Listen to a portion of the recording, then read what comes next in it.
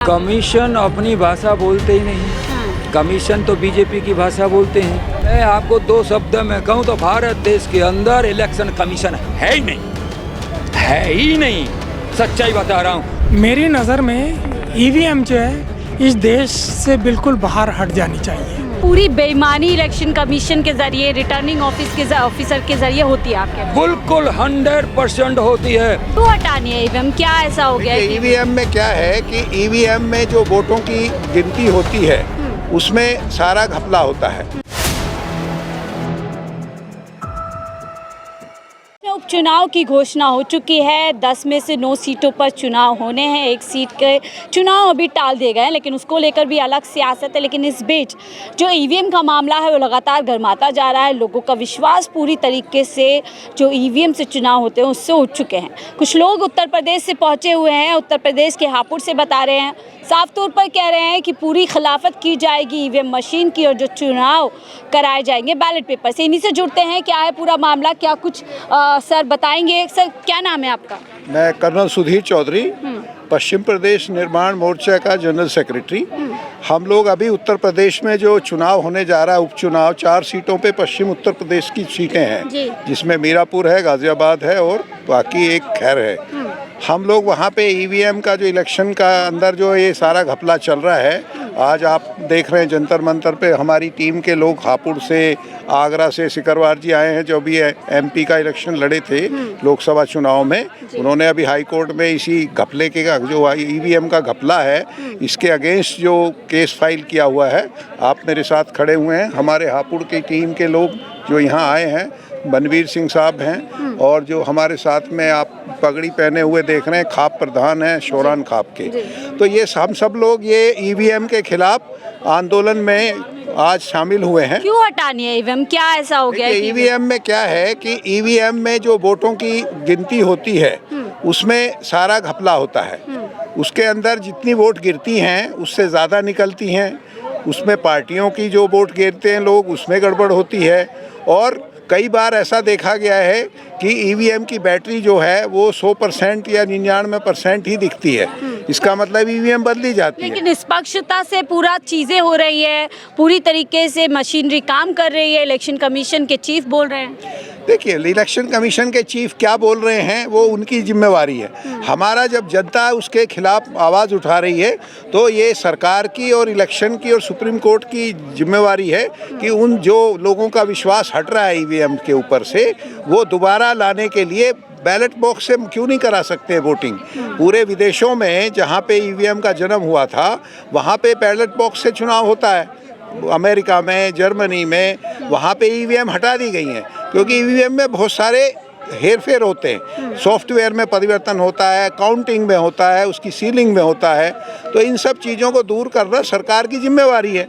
मैं चाहूँगा आप इसके बारे में जो हमारे सिकरवार कमीशन सर, आपका नाम जानना चाहूँगी। रामनाथ सिंह सिकरवार। रामनाथ जी, कमीशन पूरी तरीके से कह रहा है कि भ्रम फैलाया जा रहा है, फ्रस्ट्रेशन निकाली जाती है। जब आपके फेवर में अगर आ जाएंगे परिणाम तो आप लोग ईवीएम की बल्ले बल्ले करेंगे, नहीं आते हैं तो पूरी तरीके से कोसने लग जाते हैं। कमीशन अपनी भाषा बोलते ही नहीं है। कमीशन तो बीजेपी की भाषा बोलते हैं। अगर कमीशन की भाषा थी तो टीएन सेशन की हुआ करती थी। अब तो ऐसा लगता ही नहीं कि भारत देश के अंदर चीफ इलेक्शन कमीशन है और कोई ऑफिस रन कर रही है। We are not feeling like that. अब मैं लोकसभा चुनाव लड़ा फतेहपुर सीकरी आगरा से और एक तरफा वोटिंग मिला मुझे। लोगों ने, हर जाति धर्म के लोगों ने वोट दिया। लाखों लोग आज भी कह रहे हैं कि हमको हराया गया बेईमानी से। लेकिन बीजेपी के लोगों ने पहले ही घोषणा कर दी कि आप कितनी भी ताकत लगा लीजिएगा, जीतेंगे तो हम। हुआ ही वो। अब चुनाव हो रहे हैं, काउंटिंग हो रही है तो लगभग 200-300 मीटर पास तो लोग खड़े हो सकते हैं ना। इन्होंने कई हजार फोर्स वहाँ पर लगा करके 5 किलोमीटर तक मेरे लोगों को घुसने नहीं दिया वहाँ पर। जिस दिन काउंटिंग हो रही थी मुझे भी काफ़ी परेशान किया गया था। लगभग 2-3 बजे तक मैं अच्छी लीड लेके चल रहा था, लगा कि मैं जीता हूँ, तो फिर इन्होंने फिर स्लो कर दिया वहाँ पर काउंटिंग को। मुझे लगा इन्होंने घोटाला कर दिया, उसमें कुछ गाड़ियाँ भी आईं और कई अधिकारियों से भी मेरी बातें हुई। वो कह रहे थे रामनाथ कई पेटियों की सील टूटी हुई यहाँ पर और बड़ा इसमें फ्रॉड हुआ है, तुम जीत रहे थे, इनको हराया गया आपको।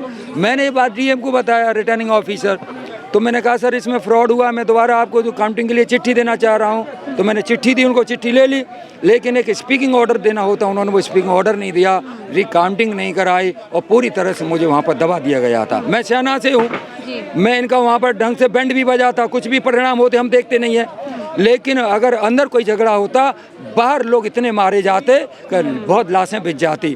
मैं नहीं चाहता अगर लाशों पर चढ़ करके मैं सांसद हूँ, अंदर शांत बैठा रहा। एक गेट उन्होंने पूरा खुला कर रखा था, लोग आ रहे थे जा रहे थे, कोई परेशानी थी, कोई नियम कानून, सारी धज्जियाँ उड़ा दी गई। जब ईवीएम मशीन स्ट्रांग रूम में रखी जा रही थी तो 12 बजे तक 11 बजे तक लगभग सभी विधानसभा की ईवीएम रख दी गई थी। एज पर रेगुलेशंस जब ईवीएम मशीन अंदर हो गई तो सील होना चाहिए ना। इन्होंने सुबह 8 बजे तक सारे रूम्स की कोई सीलिंग नहीं की, किसी का लॉक कर दिया, फिर खोल रहे हैं, फिर कर रहे हैं, मतलब पूरा इन्होंने ईवीएम मशीन 8 घंटे तक बदलते रहे। मैंने कहा भी था, कोई सुनने को तैयार नहीं था। दूसरे दिन जो क्या 8 बजे से उसकी सीलिंग हो रही थी, आवाज डीएम जब सीलिंग हो रही थी, इस तरह का इन्होंने नाटक किया हुआ है। और काउंटिंग में जो फ्रॉड किया है पूरे क्षेत्र को मालूम है। इस सारे फ्रॉड का डाटा लेकर के मैंने महमूद प्राचा सुप्रीम कोर्ट के अधिवक्ता है इनको दिया। इन्होंने इस केस को हाई कोर्ट इलाहाबाद में फाइल कर। पूरी बेईमानी इलेक्शन कमीशन के जरिए, रिटर्निंग ऑफिसर के जरिए होती है आपके? बिल्कुल 100% होती है।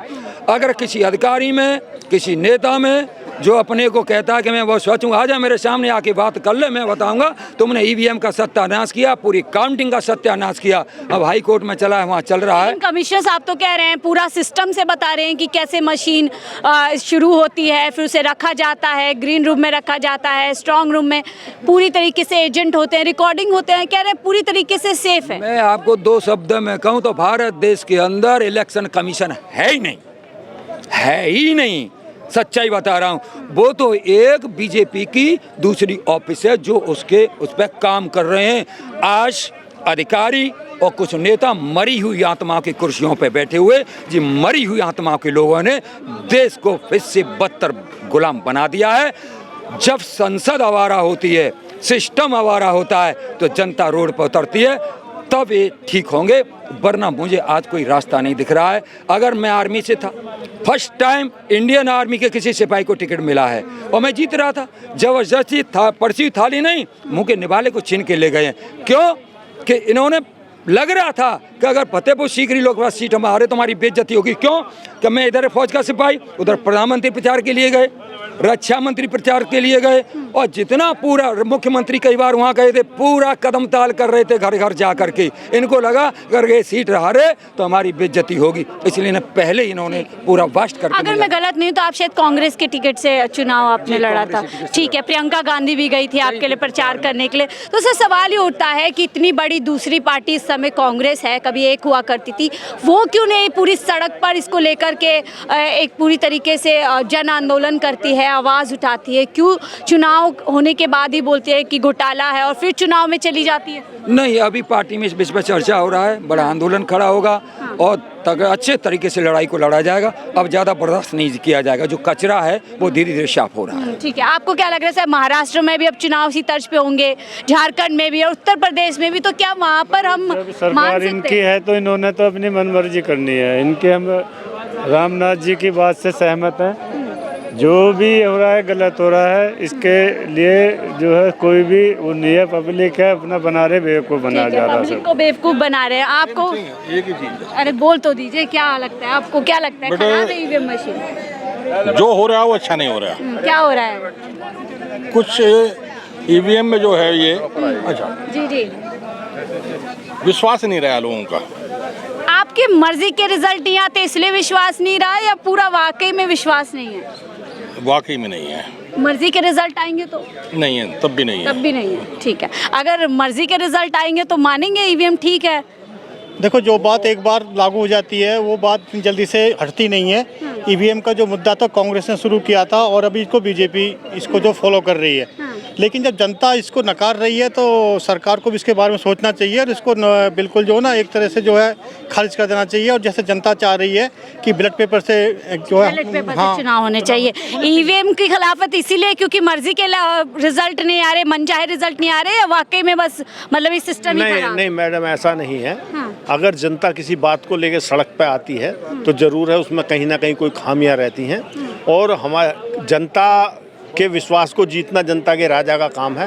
अगर जनता चाहती है कि ईवीएम से चुनाव ना हो, बैलेट पेपर से चुनाव हो, तो मैं समझता हूं कि प्रधानमंत्री जी, राष्ट्रपति जी को इस पर संज्ञान लेके और इस काम को कर देना चाहिए। ध्यान लेना चाहिए। साफ तौर पर कह रहे हैं अगर एक भी लोग नहीं चाह रहे हैं, क्योंकि लोकतंत्र है पूरी तरीके से हमारे देश में लोगों की चलती है, लोग ही जनता जो है चुनती है अपनी सरकार को, अगर उनका विश्वास नहीं तो हटा देना चाहिए। आपका क्या मानना है? जी, अगर ईवीएम पे शक है तो उस शक को दूर करना उनका गवर्नमेंट का काम है, तो उनको पूरा विस्तार से समझाना चाहिए, हर एक उसकी संतुष्टि करना उनका फर्ज है।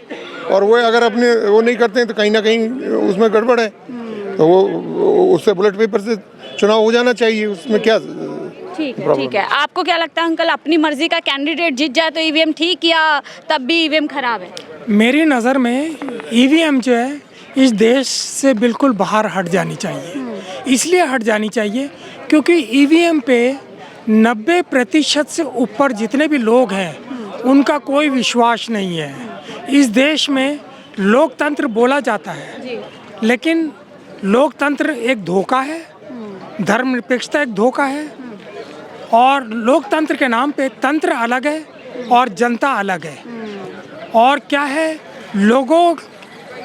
जिंदे लोगों को, जो जीवित लोग हैं उनको मार दिया गया और उनकी लाशों पर चलकर अपना राज किया जाता है। कौन कर रहा है ऐसे राज लोगों की लाशों पर? राजनीतिक पार्टियां कर रही हैं, राजनीतिक पार्टियां कर रही हैं, और आम जनता को कुचला जा रहा है, आम जनता को कुचला जा रहा है। बड़ा अफसोस होता है जब आम जनता ये चाहती है कि चलते ईवीएम को हटा दिया जाए, तो क्यों नहीं हटाया जाता? विश्वास नहीं है तो क्यों नहीं सुना जाता? आम जनता तो चुन के भेज रही है, इलेक्शन कमीशन कह रहे हैं जनता जवाब दे देती है तमाम आरोप। नहीं, ऐसा नहीं है। इलेक्शन कमीशन नहीं, मीडिया अपने में एक अलग है। मीडिया पे कुछ लोग काबिज हैं, विशेषकर 10% लोग, और उनकी आवाज़ को बोला जाता है, उनकी आवाज़ को ही आगे बढ़ाया जाता है। तो आप कह रहे हैं पूरी तरीके से मशीन हट जानी चाहिए? हाँ, बिल्कुल हट जानी चाहिए मशीन। वोटों की खुलेआम चोरी होती है, सब कुछ होता है, जैसा कि आम लोग बोलते हैं मैं भी बोलता हूँ, है आम लोगों की एक आवाज़ है। ठीक है, आम लोगों की आवाज़ है, आम लोग ही है, देश के अलग अलग जगह से पहुँच रहे हैं और साफ तौर पर कह रहे हैं कि हमें विश्वास नहीं है ईवीएम मशीन के ऊपर। जब जनता का विश्वास उठ चुका है तो सरकार या फिर कमीशन जो है परहेज़ क्यों कर रहा है ईवीएम मशीन को बंद करने में, और क्यों बैलेट पेपर से देश के अंदर चुनावी प्रक्रिया नहीं होती है। बहरहाल इनकी राय के साथ आपकी क्या राय, हम साझा कीजिएगा। फिलहाल के लिए मुझे दीजिए इजाज़त। आप देख रहे थे 4 PM दिल्ली।